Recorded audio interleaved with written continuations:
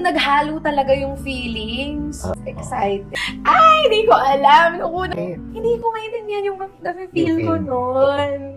Okay na tayong lahat. All this time, parang hindi tayo nagsasama sa isang place, hindi tayo pwedeng magkasabay sa isang event. Kasi syempre, sensitive topic siguro. Kasi nga sa history nila. Tapos biglang parang isang ganun lang magko-concert. Ay, di ba dito sa stage, isipin mo yung spotlight. Hindi mo nakikita yung audience madilim. Na-imagine ko na sa kaliwa ko yung tatay ko, sa kanan ko nanay ko, tapos ako. Anong nangyari? Parang first time yon.